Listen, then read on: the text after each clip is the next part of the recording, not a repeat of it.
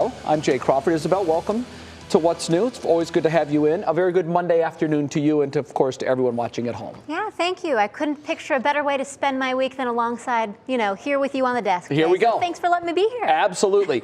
We begin today at 5 with this upcoming primary election. It's just 5 weeks away now, and there is a lot at stake. Voters will decide on who will represent the party's candidates for the closely watched U.S. Senate and gubernatorial race.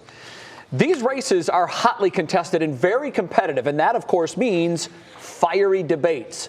Mark Namick is at Central State University, that's outside of Dayton, with an update on the 3 debates taking place there today and tomorrow. Mark, good afternoon to you. Hi, Jay. Good afternoon. We heard this morning from the 3 candidates running for the U.S. Senate on the Democratic side. That, of course, is John Ryan, a longtime congressman who is running on pretty much the same message right now, fighting China and standing up for the workers. He's being dogged by an attorney from Columbus named Morgan Harper, whose positions on health care for all and extending the Supreme Court, are put her to the left of him. And then there is another candidate who we've heard very little from, Tracy Johnson from Toledo, an activist. But the debate this morning was really about Ryan and Harper, who tried to separate themselves. Here was what they had to say. Are we going to continue to accept business as usual, Washington, special interest politics, or are we going to move towards the future together to really demand more? Because we need it. Start cutting workers in on the deal. This has been going on for generations now, where the top 1% get all the benefits and the workers get screwed. And I'm tired of it. For the past 20 years, I've been a ward committee woman fighting for workers' rights, a woman's right to choose, and criminal justice reform. Now, tonight is the main event. That's the Republican race for the U.S. Senate, where there are much closer candidates. In the Democratic side, Tim Ryan is really the front runner by all accounts, so that one isn't being watched as much. Now, tonight we have 4 candidates from Northeast Ohio: Josh Mandel, Jane Timken, Mike Gibbons, and Matt Dolan, all competing, but really it's between Gibbons and Mandel. You can only really describe this as a rowdy race. Now, many of them are running and courting Donald Trump's support, which is why many of them are still talking about immigration. And in Mandel's case, he still claims, without support, and it's false, that the election was won by President Trump. So that there is a lot going on there tonight. In the most recent debate, again, Gibbons and Josh almost coming to blows. Behind me, they are getting ready. We've had a few of the candidates here that you can see on stage. And this should be a good one. It's scheduled for 90 minutes, and we'll have more about that at the 11 tonight. Jay? Yeah, 2 debates ago, the Republican candidates got very feisty, as you mentioned, getting in each other's face, 2 of the candidates. So, Mark, what do we know about the drama that's going on in Columbus right now? They're trying to get these new maps drawn and approved. How does all of this impact the races and also the calendar? Right now, the May 3rd primary is still on, but it may not have any of our local races. That's the state and legislative races. So statewide races would appear. That would be the governor's race and the U.S. Senate. But there is still disagreement over what those maps should look like. Over the weekend, map makers for both parties were working on it. This is a process controlled by the Republican Party, and they are right now up against a very tight deadline. And it's worth noting that voters in 2015 passed an amendment to the Constitution in Ohio calling for more nonpartisan map making. But right now we're stuck with drama, but the race is still on for May 3rd. Jay? All right, Mark Namick reporting live from just outside Dayton. Mark, thank you. You may remember this. It's a case from the 90s. Many know it as the Geauga Child case. Well, the trial for the woman allegedly responsible for leaving a newborn in the woods began today. Investigator Marissa Sines spent the day in Geauga County. Marissa, what can you tell us? Good evening, Isabel. Well, I wish there was more to update you on, but despite long-standing rules, the court wouldn't tell us or even allow us to determine what was happening in court. So today, what we know is that jury selection began for the trial. This process, which is supposed to be public and only closed for extreme circumstances, but it wasn't open for anyone today, and the court couldn't tell us exactly why, at least not as of now. Gail Ritchie, who investigators say allegedly admitted to placing the baby, now known as Geauga Child, into a trash bag that is, and leaving him in a wooded area after giving birth. She faces an aggravated murder charge. The baby was found nearly 30 years ago and was linked to Ritchie through familial DNA back in 2019, which will play a major role in this trial. There will probably be a certain amount of litigation, both before they really get into the heart of the trial and then in front of the jury directly, as to the reliability of this DNA testing, the viability and the circumstances by which the government did the DNA testing to look back into these registries. We look at DNA evidence as sort of the gold standard of forensic evidence linking defendants to crimes. And one more note about how this trial began. The jury selection was moved off of courthouse grounds to the Geauga County Commissioner's office. One thing that's important, the secretary for the judge, David Andre, said that was because of lack of space. Now, we're not sure how long the jury selection could last, but our investigative team and our legal counsel have been asking for more information, and we're waiting for a response as well. Absolutely. I know you'll stay on top of this for us. Thank you, Marissa. Isabel, now on our feed at 5, Ukrainian forces claim to have retaken a Kyiv suburb and an eastern town from the Russians, which has become a stalemate. This comes as negotiators prepare for yet another round of talks that planned for tomorrow. Meanwhile, President Biden clarifying comments he made over the weekend in Poland. For God's sake, this man cannot remain in power. I was expressing the moral outrage I felt towards this man. I wasn't articulating a policy change. The comments ignited a diplomatic firestorm with leaders both at home and abroad. President Biden promised to do more to help Ukraine in their fight with Russia. He rolled out a nearly $6 trillion budget proposal that includes major increases in U.S. military spending. Another round of COVID boosters could be approved as early as next week. Both Moderna and Pfizer asked the agency for it to approve their 4th doses of their vaccines. A few days ago, the FDA settled on giving Americans 65 and up the option of getting a second booster. However, FDA officials are now reconsidering allowing an additional booster shot to even more Americans. Oscar goes to... Wow. Okay, Coda. What a night at the Oscars, huh? Maybe you heard about it.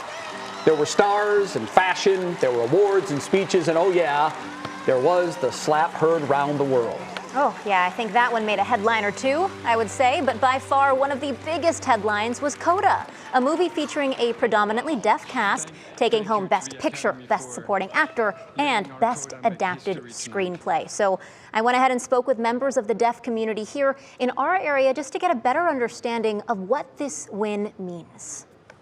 And the Oscar goes to... Okay, Coda. It was a big night for Coda, the film starring a predominantly deaf cast, taking home 3 Academy Awards. But the win goes beyond a shiny gold Oscar. It's a win for members of the deaf or hard of hearing community. Being a Coda it's my true identity and who I am as a person. Coda means child of a deaf adult.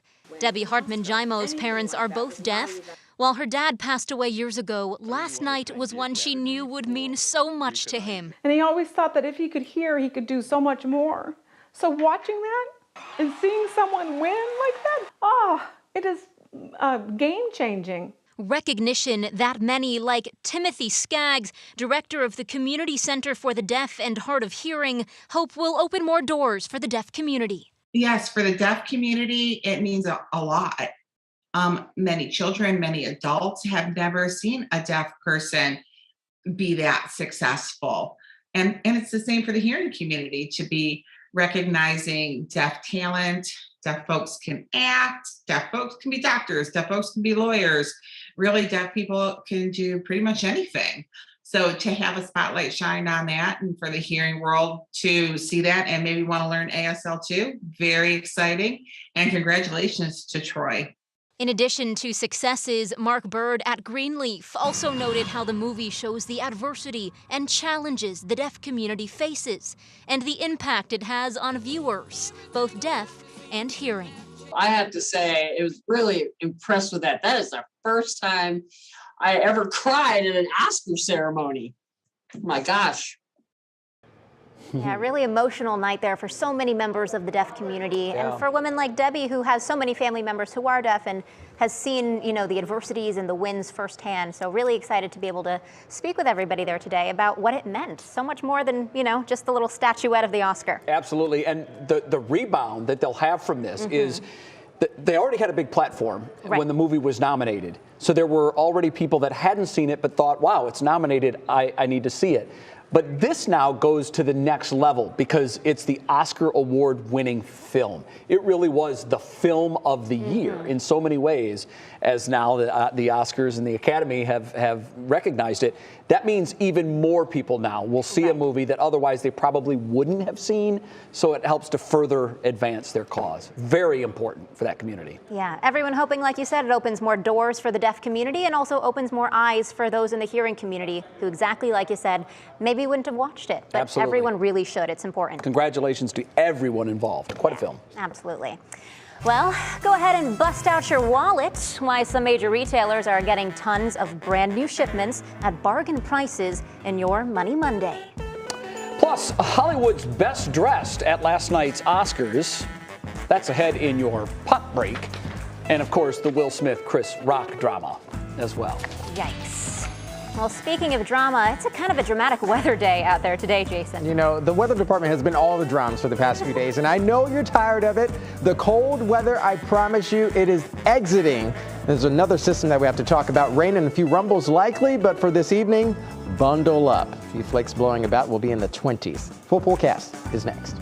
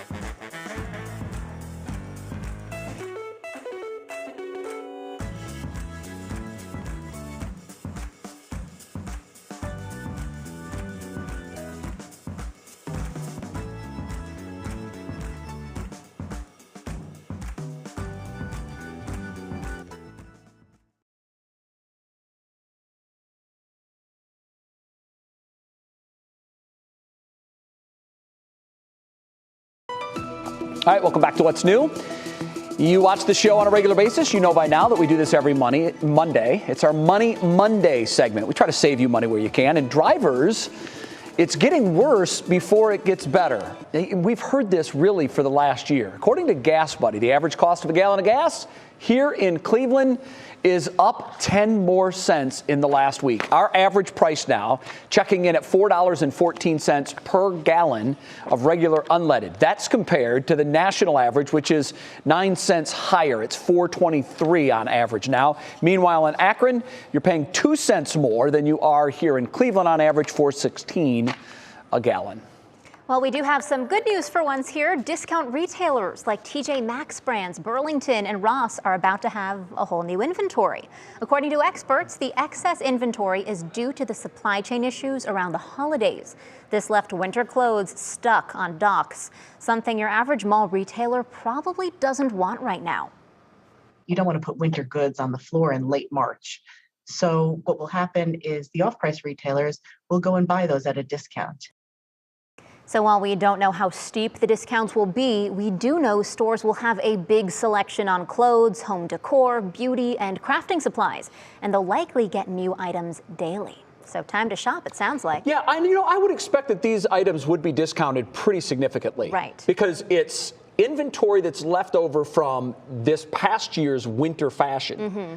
And there's always sales at the end of winter, but this is so much inventory that was stuck on ships and in containers for months. They want to unload that. They need to get that off of their shelves, even the discount stores like TJ Maxx and these other stores. So I'm guessing you're going to see some great deals. So maybe now is the time to go out and buy your winter wardrobe for next year. It'll be a year behind fashion, but who cares? I mean, it's new.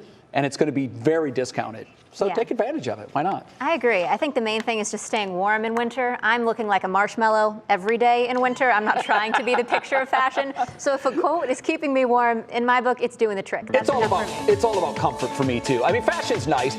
J. Mike is one of the more fashionable guys that we have here at Channel 3, always on point with his fashion game. But I'm not ready for winter 2.0. Like, I'm done with this already. The coats, the scarves, it was all put away. You know, it's temperamental. It's temperamental. You think you're out of the gate, and then Mother Nature's like, you just come right on back. But they tell me, I've been seeing this certainly in the models over the past few weeks here now, is that we're going to have this slingshot effect going back and forth as a jet is trying to retreat. We're trying to get the warmer air to move right on in here. And of course, that sparks severe weather down towards the south. So we'll talk about that in the full forecast. But another cold night, unfortunately, is what's happening here. And I could tell you guys this. It is the buzz in the newsroom for us on this Monday. People are done with the cold here, and we're still dealing with some of these light lick effect snow showers moving across northeast Ohio as well.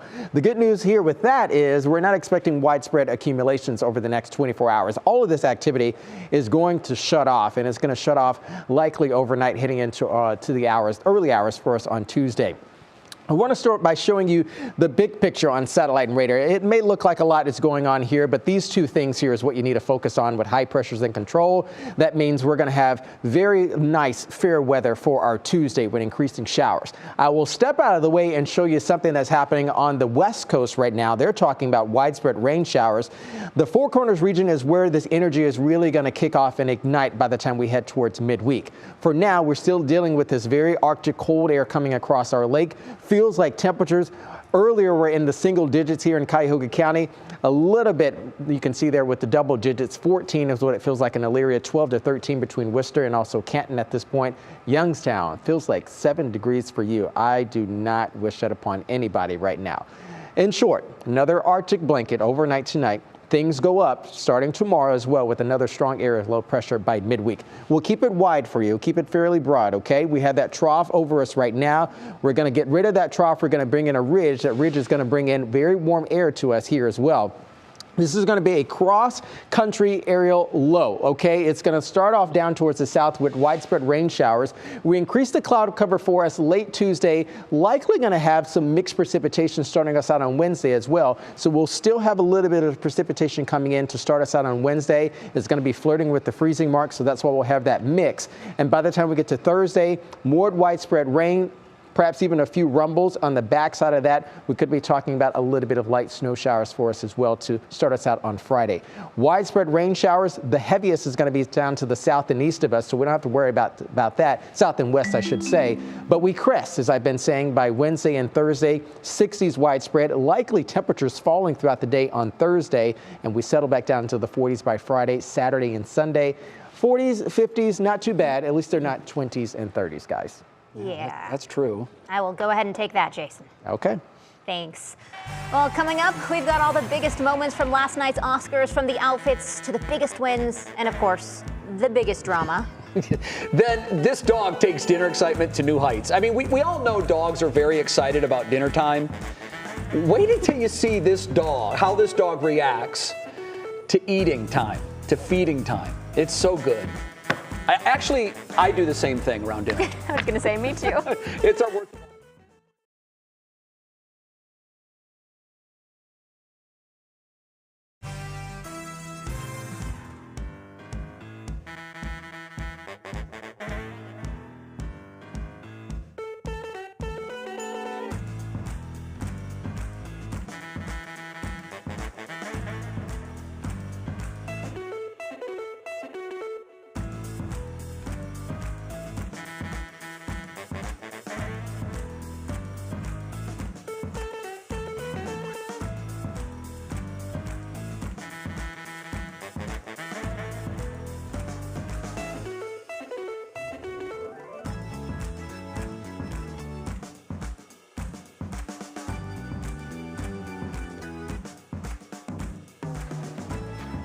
Hi, Matt. What's going on?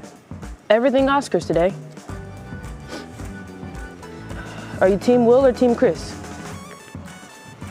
I'm with you.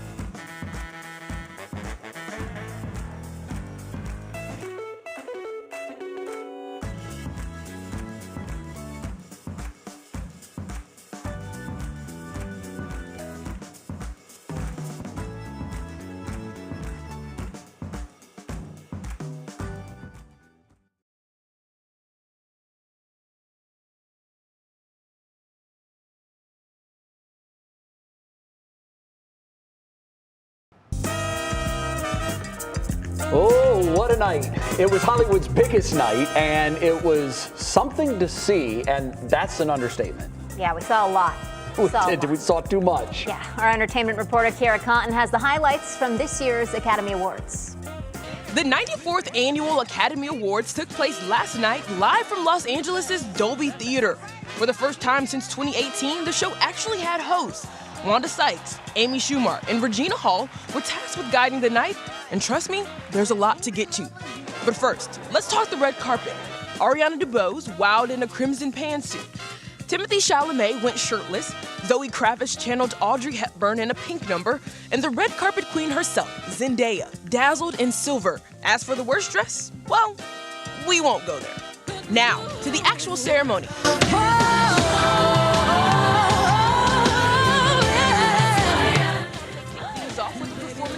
Live from tennis courts in Compton. She was also joined by her daughter Blue Ivy, who danced alongside her. Jessica Chastain took home the win for Best Actress for her role in The Eyes of Tammy Faye. Billie Eilish and her brother took home their first Oscar for her song No Time to Die, which was featured in the 007 movie. Rachel Zegler poked fun at her last-minute invite while presenting. And I never thought that I would be here 6 days ago. Jane Campion became only the third woman in the awards show history to win Best Director for her work on Power of the Dog. And the Oscar goes to Okay, Coda. Coda took home the night's top honor, winning Best Picture. And for the moment that stole the show, Will Smith stormed the stage after Chris Rock made a joke about his wife Jada, who openly struggles with alopecia. And well, he didn't like that at all. He gave us the slap heard seemingly around the world. Uh-oh, Richard! Oh, wow! But luckily, the violence didn't spoil the night. Will went on to take home the Best Actor award, his first ever Oscar, for his role in King Richard. He also apologized for his actions. Hoping Academy invites me back. Thank you. Honors for Best Actress went to Jessica Chastain for The Eyes of Tammy Faye.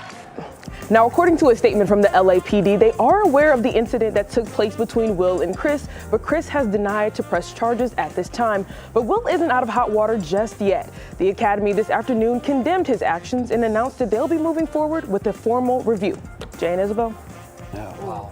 I think the only word that comes to mind is regrettable, all the way around. I mean, for everyone. It went from this Lifetime Achievement Award moment for Will Smith, who started his career as a comedic actor. Right. And he's finally reached the pinnacle, and it's shrouded in an event that he'll probably be remembered for forever. Yeah. People are certainly talking about it. Wow, what a shame. Okay, Kara, thank you. Well, if you have a pet, you know when it's time to eat, dogs can get pretty excited. And they let you know, too, when it's feeding time. At least mine do. Wait until you see the hops that this dog has when it's time to eat. This is incredible. I can't make it down, so get down, just sit and jump around. Jump around. Oh, That's what you call excited for dinner. Now, I've been known to do that a time or two. If the meal is just right and I'm super hungry. But wow, it's like there's springs in that dog's legs. It almost looks like a little beach ball if you would freeze frame it right up in the air. Yeah, you're right. Just a little basketball bouncing up and down. Man. And I bet dinner's gone in 45 seconds. Oh, the dog doesn't even taste it. It just inhales it. Yep, it goes from the dish to its stomach in less than a minute. Yeah. Wow. No chewing needed. Made me smile. All right, still ahead, the Browns' new quarterback, creating a lot of controversy amongst fans. Mike Polk Jr. shares his thoughts on the matter. Plus, the Oscars celebrate the best in film, but it's also a celebration of the best in fashion. We have a closer look at best looks from our fashion expert. Then we all saw this crazy video. Remember last week during the tornado, it was that red truck, and it was blowing down the road on its side before finally returning upright and then just continuing the journey as if nothing happened. Well, the young man who was driving that vehicle speaks out, and we'll hear about the support he's getting from a business in the area. What a story.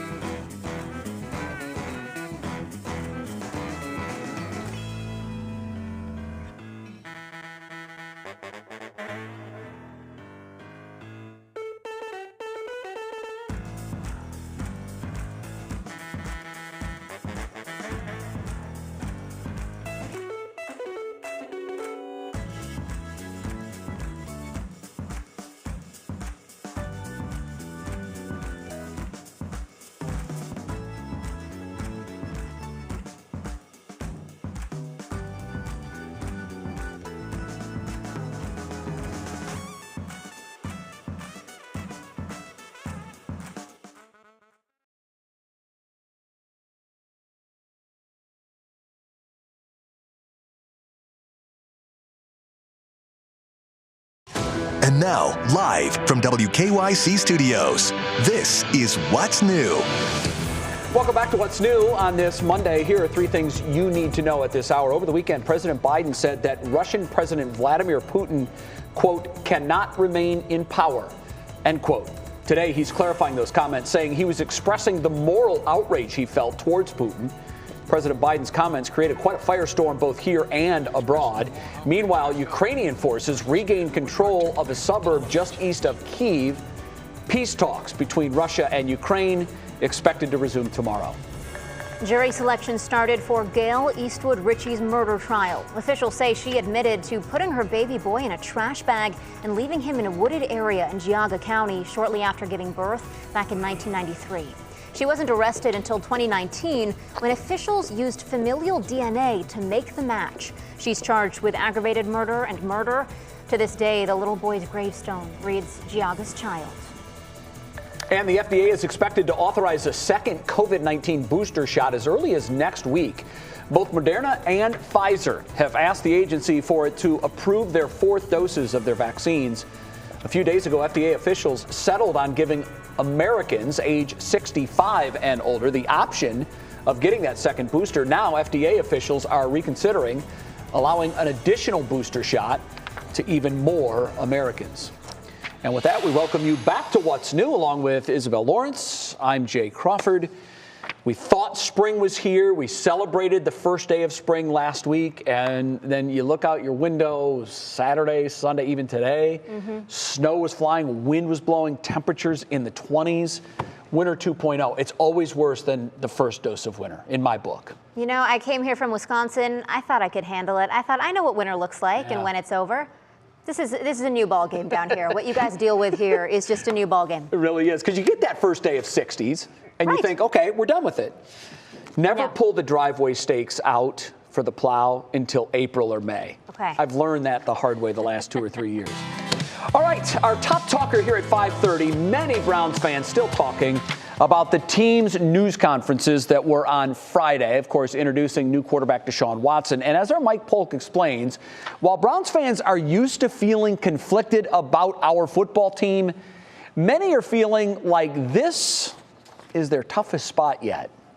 So I guess any Steelers fans whom I ever condemned for supporting a team that made Ben Roethlisberger the face of their franchise despite his icky past can start forming a single file line so you can each take your turn calling me a hypocrite. That should only take a couple months. Of course, I do have another option. In order to avoid being a hypocrite, all I have to do is renounce my football team and abandon something that has been a big part of my life since I was a child. Isn't football a blast? What a relaxing form of recreation we've chosen. Vince Lombardi once said, winning isn't everything, but it's the only thing. Whether you personally agree with that philosophy or not, it certainly appears that the Browns are all in. This Deshaun Watson move has put the fans in a pretty tough spot, and as you may be aware, the Browns fan base has already been through quite a bit over the last few decades. We were a very bad team for a very long time. It was kind of our brand. But the word bad has different meanings. There's a weird sense of honor in supporting a consistently dreadful sports franchise. The ability to remain loyal to something despite a near total lack of reward speaks gospels to one's character. But we're now being asked to support a team that's adopting another definition of the word bad, specifically the morally objectionable meaning of the term. And it's that kind of bad that many Browns fans can't get on board with. No fan base is pure. To support any NFL team is to be in some way compromised. To offer an uncomfortably direct example, I spent all of last season cheering for a team featuring Kareem Hunt in a stadium named after a company that's currently embroiled in an alleged $60 million bribery scheme in what has been called the biggest corruption scandal in state history. So it's not like my hands have been clean up until now. It has to be noted that Watson is innocent until proven guilty. He has denied all 22 allegations against him, and we don't know how this will play out legally. But that doesn't change the fact that the Browns still chose to acquire a guy who has 22 allegations against him, despite the fact that they don't know how it will play out legally. So we already took our bag of silver, regardless of what the interest rate eventually ends up being. Everyone will have to make their own individual choice about this, and I can understand and empathize with any of them. I myself am not a fan of absolutes, and I don't personally plan to stop being a Browns fan. No one gets to take my lifelong football team away from me forever based on a controversial personnel decision with which I disagree. I got a Cardiac Kid shirt when I was still a ginger baby. I went to countless games at Municipal with my dad and tailgated with all of his unsavory friends. I bothered Ernest Biner for autographs at training camp and got to experience both the best and worst parts about being a Browns fan. Watching the competent teams of my my youth deliver great regular seasons that ultimately ended in playoff tragedy. When the team was stolen in the thick of the night by Baltimore, I waited patiently and then renewed my tickets to witness the abomination that was the expansion-era Browns. One season, I watched my team win 0 games. 0. It turns out that I had an easier time being a fan of an 0-16 team with a laughably incompetent front office than I'm having right now being the fan of a competitive team with a ruthlessly competent one. Of course, in a perfect world, we wouldn't be debating whether it's better to have to support a good-bad football team or a bad-good football team, because we'd be a good football team that we could be entirely proud of. But now I'm just talking fantasy football, I suppose. Regardless of where you stand, please be patient with each other right now, Browns fans. Remember that we've been through a whole lot together, and we'll get through this together too. This is Mike Polk, currently somehow missing the Brian Hoyer days for 3 News. So Mike's brand is comedy. We know that. And I label him an observationist. He's great at looking at things and making judgment. Right. I knew he would nail this, and I think he did exactly that. This is a really tough spot for a fan base that deserves better all the way around. Right. On the field, in the front office, we just deserve better.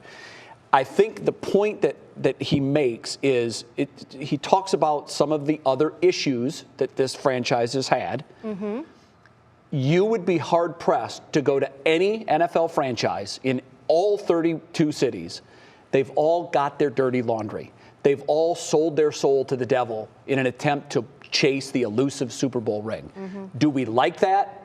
No. In fact, I hate it. Right. But that's football in 2022. That's where we are. Yeah. And it's up to everybody to make their own individual choice. I don't think there's a right or a wrong choice. It's your choice, and as long as you stick to it, make it yours. Yeah. All right. Well put there as well. And like you said, really, really well said by Mike. Yeah, I knew he would nail it, and he got it. Yeah. Well done, Mike. Well, the other big story today is the incident between actor Will Smith and comedian Chris Rock. Last night at the Oscars, Rock made a joke about Will's wife, Jada, starring in a sequel to G.I. Jane due to her bald head, and it didn't sit well with Will. Jada, I love you. G.I. Jane 2, can't wait to see it. All right?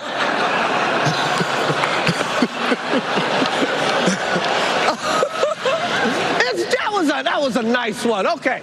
I'm out here. Richard. Oh, wow. Wow. Yikes. So when Smith returned to his seat, he started yelling at Rock, but ABC silenced the audio to viewers due to language. You can see that here. Smith later apologized for his actions, and Rock doesn't plan on pressing charges. But a short time ago, the Academy announced it was launching a formal review of the incident and a look into potential consequences. Jada has a condition called alopecia, which causes her to lose her hair. It's something she's been open about for the last several years here. A lot going on here. Curious, Jay, kind of what's your take on this whole situation? Yeah, I said earlier, it's regrettable. It was shocking. In my lifetime, it was the most shocking thing that I believe has ever happened on live TV.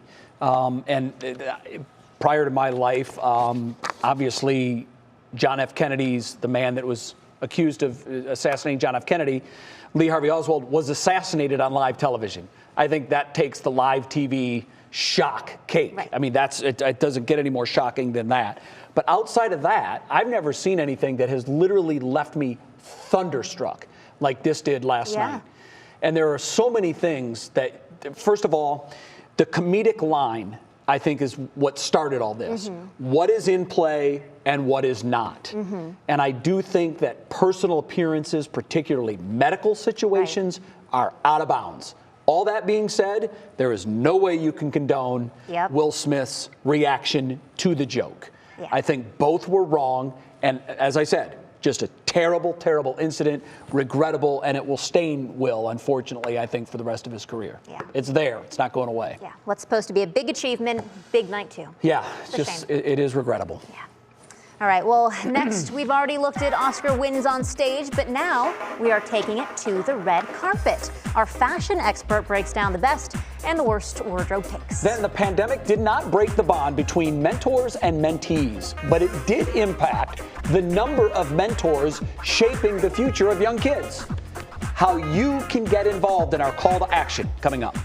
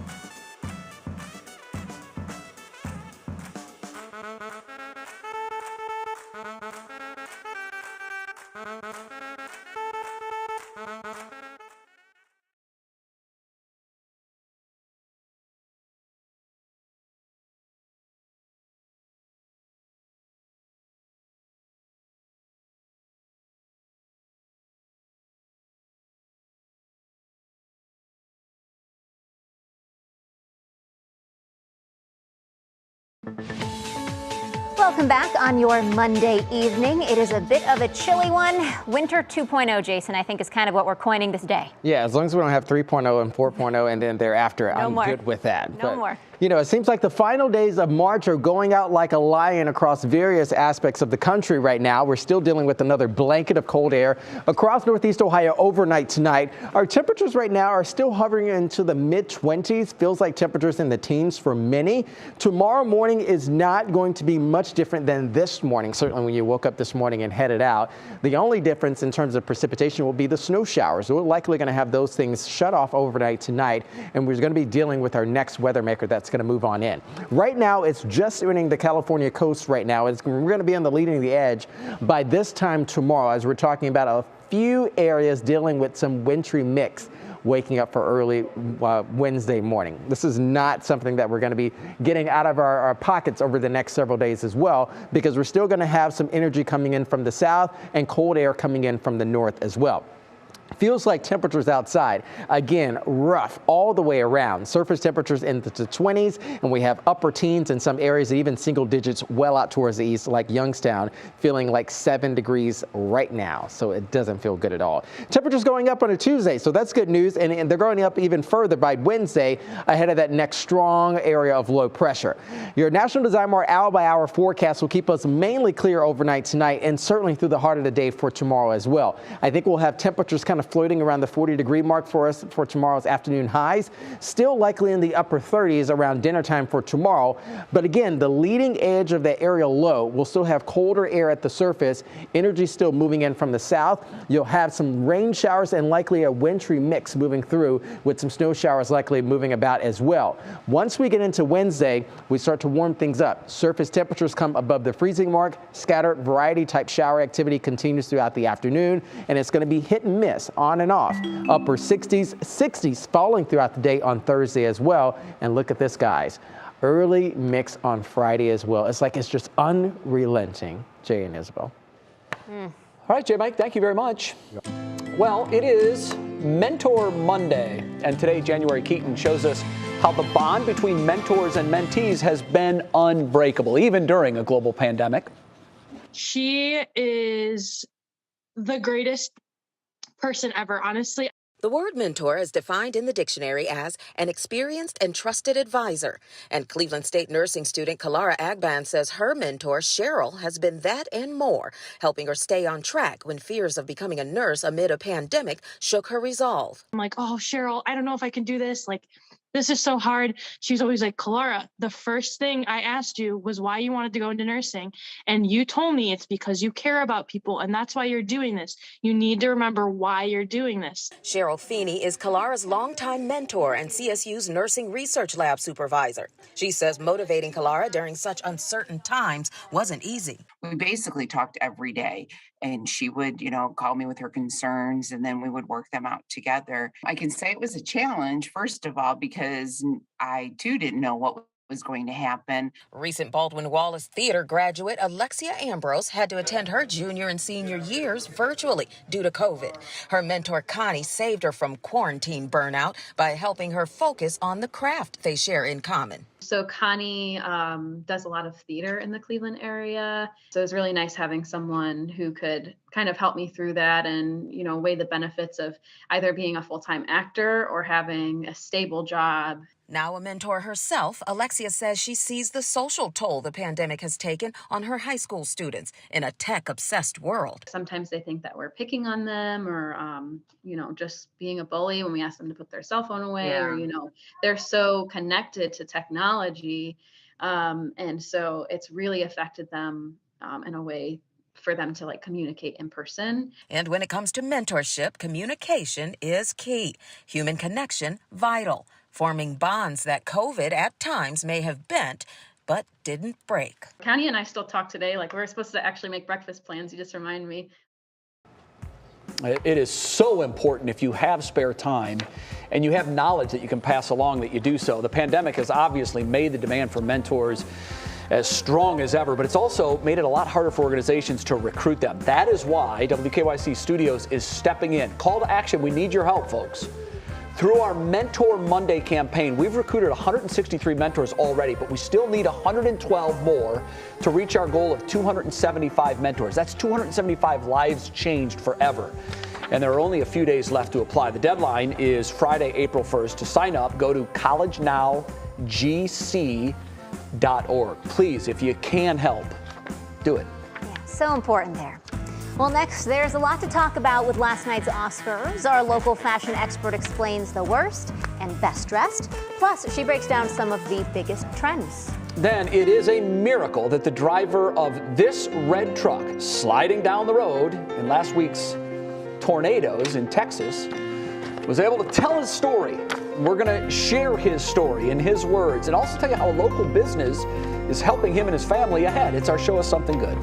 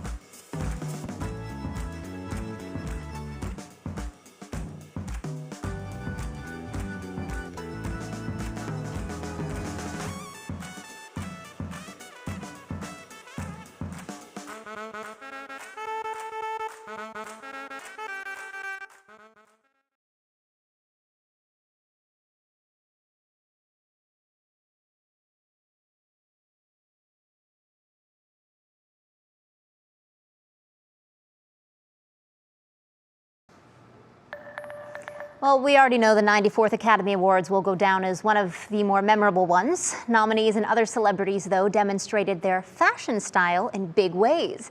WKYC style contributor Hallie Abrams breaks down the good, bad, and the ugly. For some reason, a lot of people on the red carpet were wearing red. First up, Ariana DeBose. She was wearing this beautiful Valentino sort of pantsuit set with a cape. So it took pants and made it formal. Marlene Matlin from Coda was also wearing red, which looked beautiful. Simu Liu was wearing an Atelier Versace red tuxedo. So that looked really interesting. And with the black accessories, the black shoes and the black bow tie. And then, of course, Jennifer Gardner was wearing Brandon Maxwell, who was one of the commentators on the red carpet. Black was expected at the Oscars for fashion, but Hallie says the red also brought out an old Hollywood vibe. People were ready for color, the whole dopamine dressing for joy. And so adding red is almost like a safe alternative to black. Another major trend this year, a lot of skin showing, especially from young Hollywood.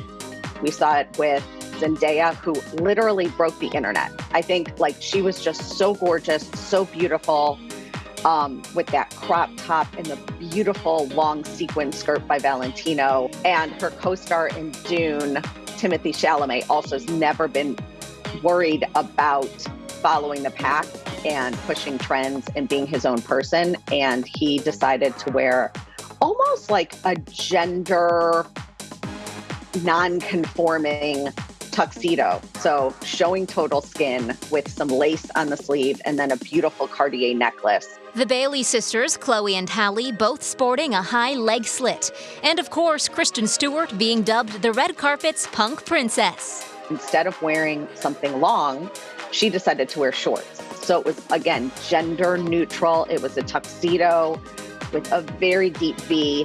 She's a Chanel ambassador, and she has been for 10 years. So they not only had Chanel clothing, but Chanel jewelry. When it comes to best and worst dressed, Hallie says it can be very polarizing. And although there weren't a ton of over-the-top worst looks, she does name Billie Eilish as one, wearing a Gucci ruffled gown. It didn't really do anything for her figure. You couldn't really see her. She just got lost in all of that detail. As for Hallie's favorite fashion look, Zendaya definitely had my first top choice, number one, A+++. In terms of her look, I thought it was interesting, unexpected, edgy. Well done, Hallie. Thank you very much. Still ahead, when a tornado hit Fort Worth last week, this video was seen everywhere.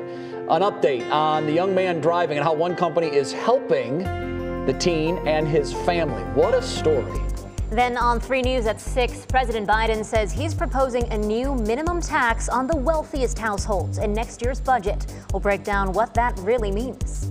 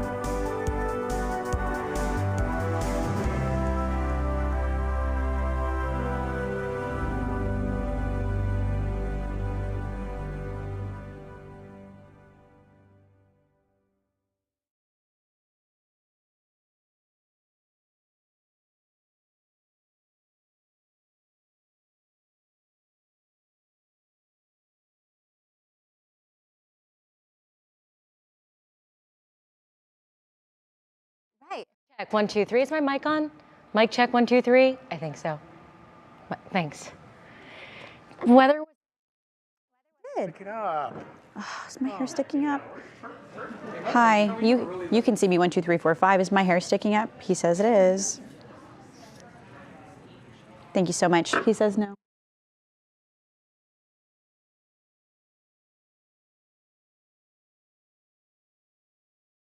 Hi, Al. I do. How are you? Testing 1, 2, 3, 4. Sorry. Be together.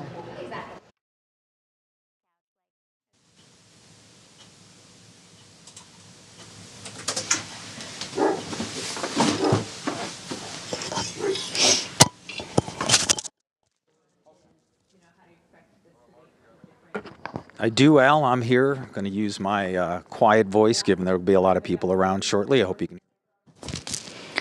Hi. Hello. Mic check. 1, 2, 3, 4. Check 1, 2, 3, 4. Hello, hello, hello.